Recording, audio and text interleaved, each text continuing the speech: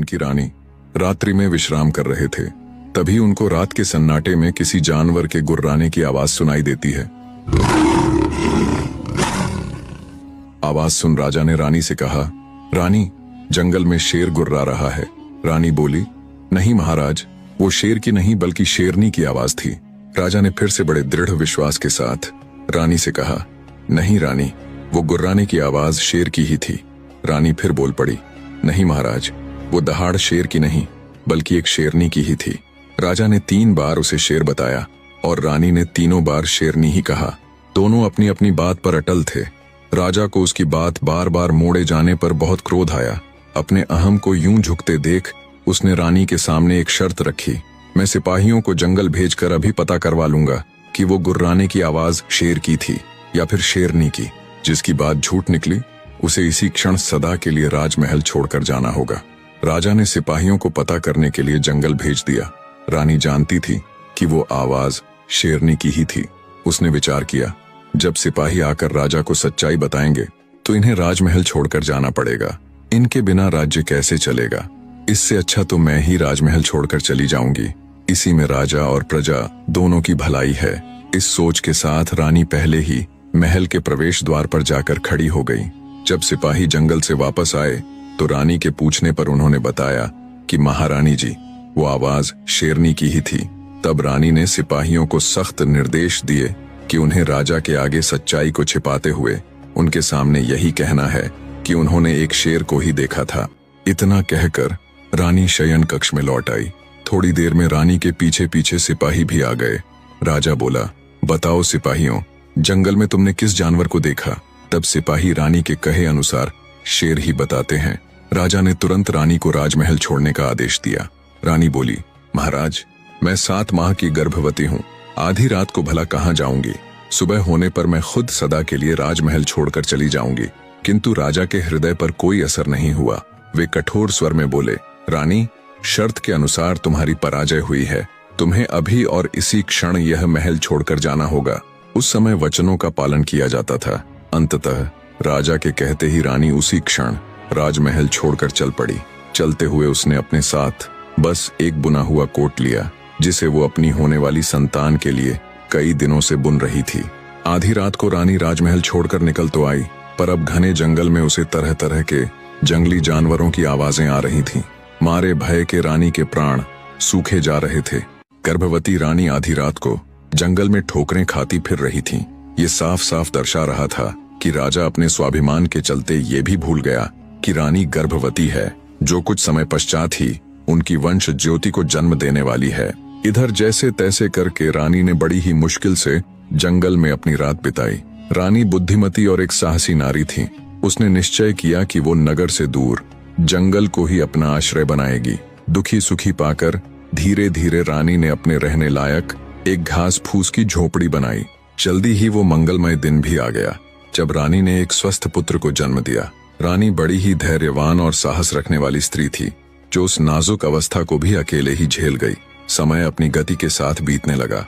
समय के साथ रानी का पुत्र भी बड़ा हो रहा था। कहानी में अब राजमहल की तरफ चलते हैं। रानी के जाने के कुछ समय बाद ही राजा को पछतावा तो बहुत हुआ था कि रानी के साथ उसने बड़ा ही गलत किया, पर तीर तो कब का अपनी कमान से निकल चुका था, सो अब पछताने से भला क्या होने वाला था। राजा उस पछतावे के साथ भारी हृदय से अपने दिन काट रहा था।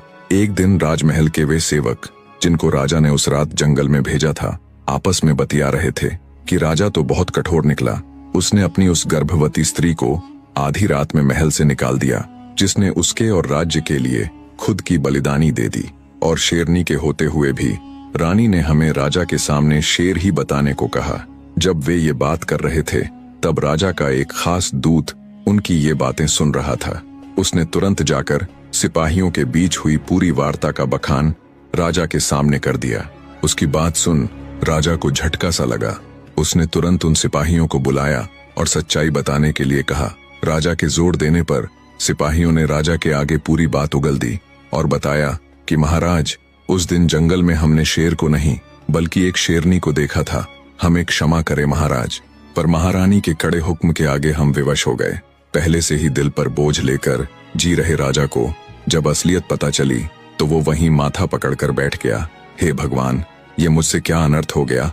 आखिर क्यों मैंने अपनी निर्दोष गर्भवती पत्नी को राजमहल से निकाला?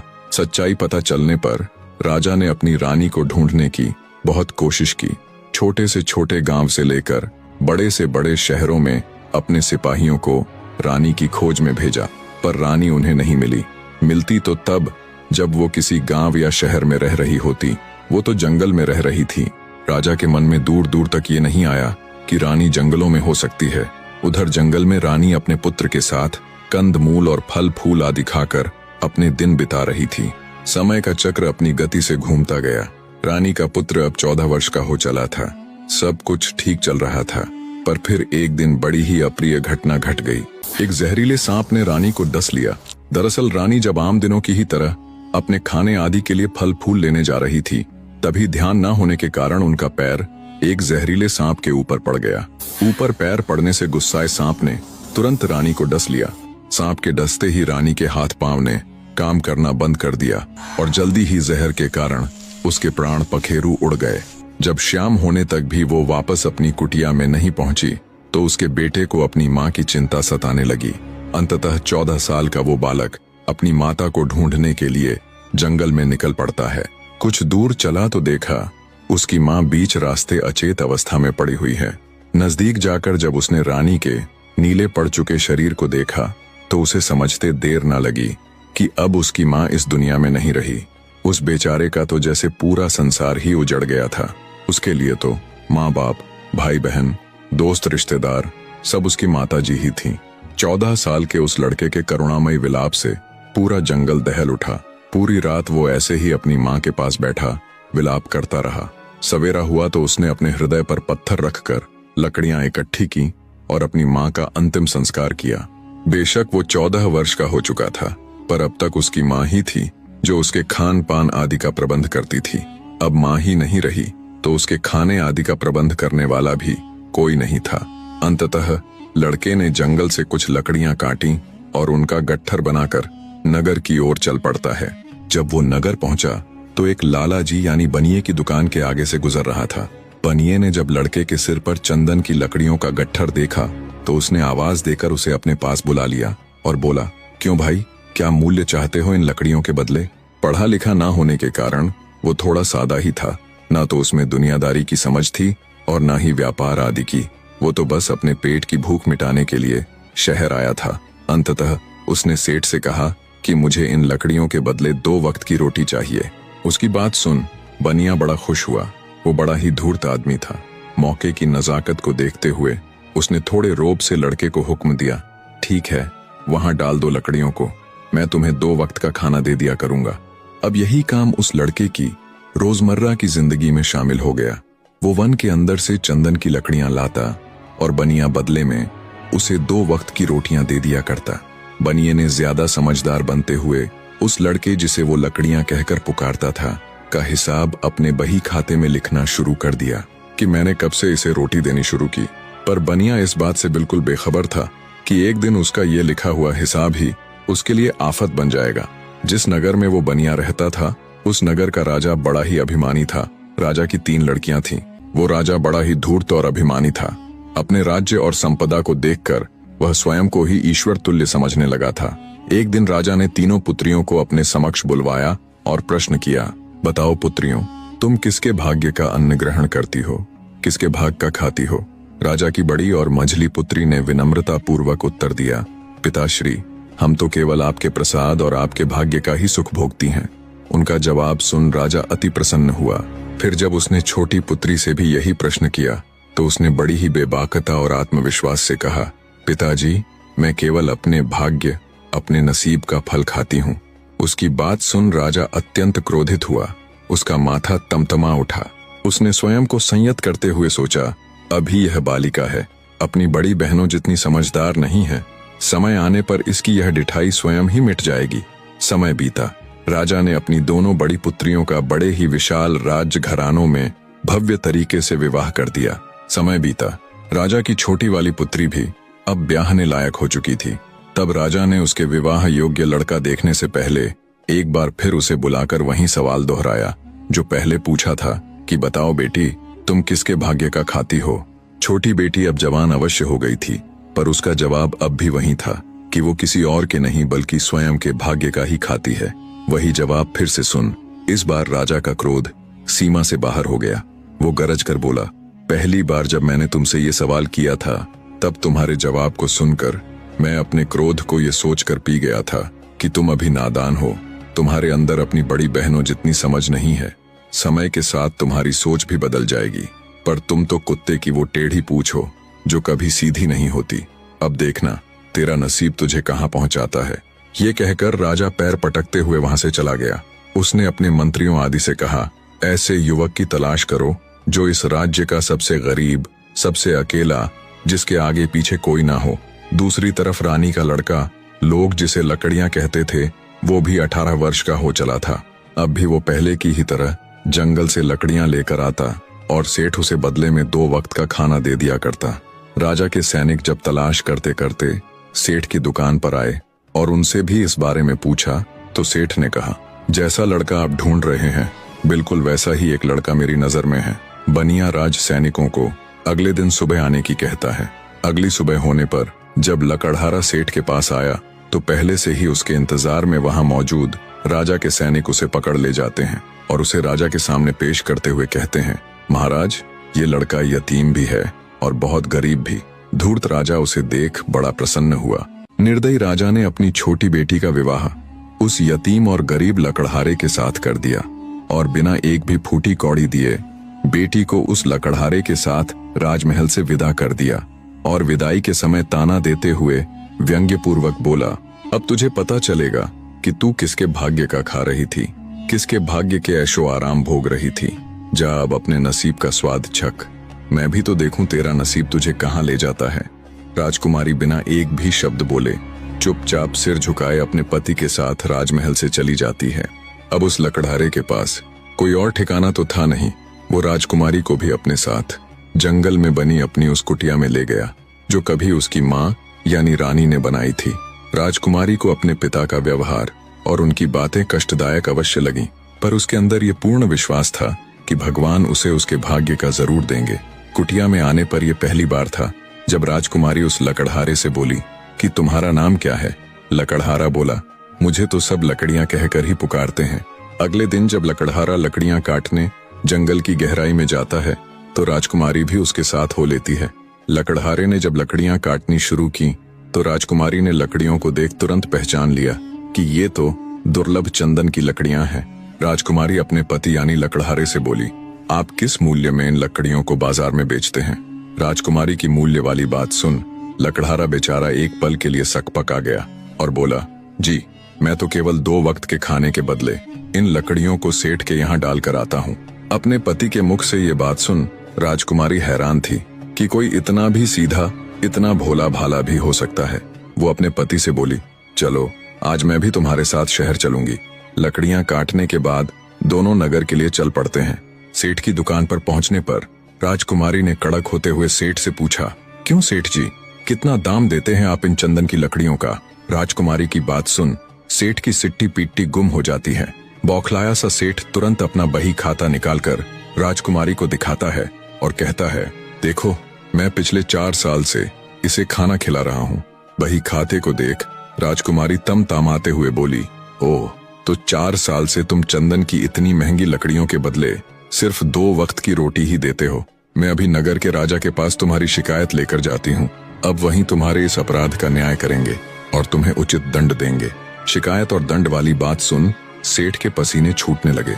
उसने हाथ जोड़कर माफी मांगते हुए चंदन के उचित मूल्य के अनुसार पिछले 4 साल का हिसाब लगाकर पूरा पैसा राजकुमारी के हवाले कर दिया। सेठ से मिले उस धन से उन्होंने नगर में एक सुंदर सा घर ले लिया। लकड़हारा अब जंगल की गहराइयों से चंदन की लकड़ियां लेकर आता और उन्हें उचित मूल्य पर बेच देता। एक दिन शाम को जब वे विश्राम कक्ष में बैठे हुए थे तो राजकुमारी ने अपने पति से पूछा, क्या तुम्हें तुम्हारे माँ बाप के नाम आदि के बारे में कुछ भी मालूम नहीं है। तब लकड़हारा भावुक होता हुआ बोला, मैंने जब से होश संभाला तब से खुद को इस कुटिया में ही पाया। मेरे लिए मेरा सब कुछ मेरी माँ ही थी, पर भगवान ने उसे भी मुझसे छीन लिया। इतना कहकर लकड़हारा चुप हो जाता है। तभी उसे सामान की वो पोटली याद आती है जो उसकी माँ यानी रानी की छोड़ी हुई आखिरी निशानी उसके पास थी। वो तुरंत जाकर अपनी माँ की वो पोटली उठाकर लाता है और अपनी पत्नी को देते हुए कहता है, मेरी माँ की निशानी के तौर पर बस मेरे पास ये उनका छोड़ा हुआ कुछ सामान है जिसे मैंने आज तक कभी खोल कर नहीं देखा। लकड़हारे की बात सुन उसकी पत्नी तुरंत जिज्ञासा पूर्वक वो पोटली खंगालने लग जाती है। पोटली के अंदर रानी के कुछ पुराने वस्त्र और उसके बेटे यानी लकड़हारे का वो शाही कोट था जिसे रानी ने उसके जन्म से पूर्व बड़े ही चाव से बनाया था। शाही कोट को देखते ही राजकुमारी समझ गई कि उसका पति किसी शाही घराने से ताल्लुक रखता है। जब उसने वो कोट खंगाला तो उसकी जेब में एक चिट्ठी मिली। वो चिट्ठी दरअसल रानी की लिखी हुई थी। रानी बहुत ही समझदार थी, उसे पता था कि जिंदगी का कोई भरोसा नहीं, इसलिए उसने अपने पुत्र के नाम एक चिट्ठी लिखकर उसके उस कोट में डाल दी जिसके अंदर रानी ने अपने बेटे के पिता यानी राजा और उसके राज्य का नाम लिखा हुआ था। राजकुमारी ने जब वो चिट्ठी पढ़ी तो उसकी हैरानी का कोई ठिकाना नहीं था। अपने लकड़हारे पति के परिवार आदि का पता चलने पर मारे खुशी के उसकी आंखें भर आईं। दरअसल लकड़हारे का पिता कोई और नहीं बल्कि उनके राज्य के पास ही स्थित तेजगढ़ नामक विशाल राज्य के राजा वीरेंद्र प्रताप ही थे, जिनका नाम उसने इससे पहले कई बार अपने पिता के मुख से सुना हुआ था। वो ये सोच सोचकर हैरान हो रही थी कि उसके मामूली से लकड़हारे पति का पिता इतने बड़े विशाल राज्य का राजा है। अपनी पत्नी की भरी हुई आंखें और उसके चेहरे पर हैरानी के भाव देख भ्रमित सा लकड़हारा असमंजस में खड़ा एकटक उसे देखे जा रहा था। उसने जब अपनी पत्नी से पूछा कि ऐसा क्या है इस चिट्ठी में जो तुम इतनी हैरान हो, तब राजकुमारी अपने पति को भी पूरी सच्चाई से अवगत करवाती है। पूरी बात सुन लकड़हारा भी स्तब्ध सा खड़ा रह गया। उसका मुंह खुला का खुला रह गया। उसे विश्वास ही नहीं हो रहा था कि वो इतने बड़े राजा का बेटा है। कुछ देर तक कमरे में भारी सन्नाटे के बाद सन्नाटे को तोड़ती हुई राजकुमारी अपने पति से बोली, देख क्या रहे हो, तैयारी करो, हम कल सुबह होते ही तेजगढ़ के लिए निकलेंगे। अगले दिन सुबह होते ही अत्यधिक प्रसन्नता के साथ राजकुमारी और उसका पति तेजगढ़ के लिए चल पड़ते हैं। लकड़हारे के मन में ढेरों विचार एक साथ चल रहे थे। क्या उसका पिता उसे पहचान पाएगा? क्या वो उसे अपनाएगा? जब वे राजमहल के द्वार पर पहुंचे तो राजकुमारी ने पहरेदारों से कहा कि उन्हें राजा से मिलना है, वो उनके परिचित हैं। पहरेदारों ने अंदर खबर पहुंचाई, मेरे परिचित। दुविधा में पड़ते हुए राजा वीरेंद्र ने उन्हें अंदर बुलाने को कहा। राजकुमारी और उसके पति के अंदर आने पर राजा ने उनसे उनका परिचय पूछा।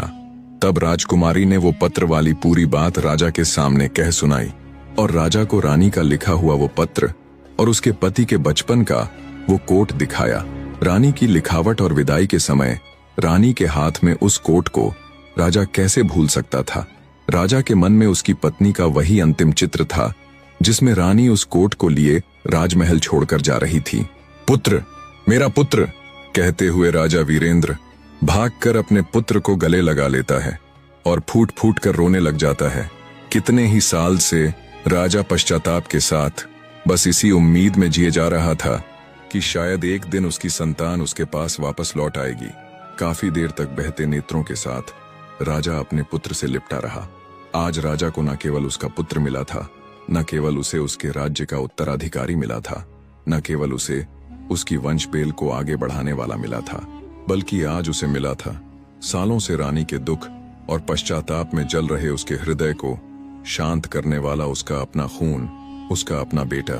राजा वीरेंद्र प्रताप बड़ी ही खुशी के साथ अपने बेटे, अपने पुत्र को अपना उत्तराधिकारी चुनते हुए उसे सब कुछ सौंप देते हैं और स्वयं तीर्थ के लिए चले जाते हैं। लकड़हारे के साथ साथ राजकुमारी का भाग्य भी अब पूरी तरह से बदल चुका था। ये जो कुछ भी हुआ इसे भगवान की मर्जी कहो, उनका चमत्कार कहो, पर वहीं दूसरी तरफ राजकुमारी की दोनों बड़ी बहनें जो रहीश घरानों में ब्याही गई थीं, उनका व्यापार में बहुत सा नुकसान हो जाता है। उनके नुकसान की भरपाई के चक्र में राजकुमारी का पिता भी अपना सारा धन गंवा देता है। जब राजा दिवालिया हो गया तो गुपचुप तरीके से राज्य छोड़कर तेजगढ़ भाग आता है। अब भूखा पेट तो रोटी मांगेगा ही। पेट की भूख मिटाने के लिए राजा तेजगढ़ में आने के बाद टोकरियां बेचने लग जाता है। एक दिन जब वो सिर पर टोकरी उठाए, टोकरियां ले लो टोकरियां की आवाज लगाता हुआ महल के बाहर से गुजर रहा था, तब राजकुमारी अपने पिता की आवाज को तुरंत पहचान लेती है। उसने सेविकाओं से तुरंत उस टोकरी वाले को अंदर बुलाने को कहा। सेविकाएं उस राजा यानी टोकरी बेचने वाले को महल के अंदर ले आती है। टोकरी वाला अंदर जमीन पर बैठकर टोकरियां दिखाने लग जाता है। राजकुमारी अपने पिता को फटे पुराने कपड़ों में भी तुरंत पहचान लेती हैं और उससे कहती है, पहचाना मुझे। अब टोकरी वाले की इतनी हिम्मत कहाँ कि वो मुख उठाकर राजकुमारी की तरफ देखे। तब राजकुमारी फिर से बोली, पिताजी ऊपर देखिए। राजकुमारी द्वारा पिताजी कहे जाने पर टोकरी वाले ने जब ऊपर देखा तो सिंहासन पर विराजमान अपनी छोटी बेटी को तुरंत पहचान लिया। यतीम और गरीब लकड़हारे से शादी के बाद आज उसे यहाँ बैठे देख उसके आश्चर्य की कोई सीमा नहीं थी। उसका सारा घमंड चूर चूर हो चुका था। तब राजकुमारी सम्मान सहित अपने पिता को ऊपर बैठाती है और पूछती है, बताओ पिताजी, मैं अपने भाग्य का खाती थी या फिर आपका दिया हुआ? आपके भाग्य का। बेटी की बात सुन राजा का सिर मारे लाज शर्म के झुक जाता है। शर्मिंदा होते हुए वो कहता है, माफ करना बेटी, मैं राज्य और संपदा के कारण अंधा हो गया था। तुम अपने भाग्य का ही खाती थी। दयालु राजकुमारी कंगाल हो चुकी अपनी बड़ी बहनों और अपने पिता की आर्थिक रूप से मदद करती है। अब लकड़हारा यानी राजा खुशी से अपनी पत्नी के साथ अपना जीवन व्यतीत करता है। कहानी के निष्कर्ष की तरफ चलने से पहले आपसे दरखास्त है, अगर कहानी आपके दिल को छू गई तो चैनल को सब्सक्राइब जरूर कीजिएगा। निष्कर्ष। और इस प्रकार भाग्य ने अपना चक्र पूरा किया। जिस राजकुमारी ने अपने भाग्य में विश्वास रखा वह विशाल राज्य की रानी बनी। जिस लकड़हारे ने ईमानदारी से जीवन व्यतीत किया वह राजा बना, और जिस राजा ने स्वयं को भाग्यवान समझा वह टोकरी वाला बना। कहानी में सबसे बड़ा बलिदान रानी का था, जो अपने पति के हित की खातिर सब कुछ छोड़ छाड़ कर वन में चली गई, पर अंततः उसके पुत्र को उसका हक मिला। सत्य यह है, अहंकार मनुष्य का सबसे बड़ा शत्रु है और विश्वास उसका सबसे बड़ा मित्र। भाग्य उन्हीं का साथ देता है जो अपने कर्तव्य और धर्म पर अटल रहते हैं। जो दर्शक वीडियो में अंत तक बने रहे, हमेशा की तरह एक बार फिर से उन सब का तहे दिल से धन्यवाद।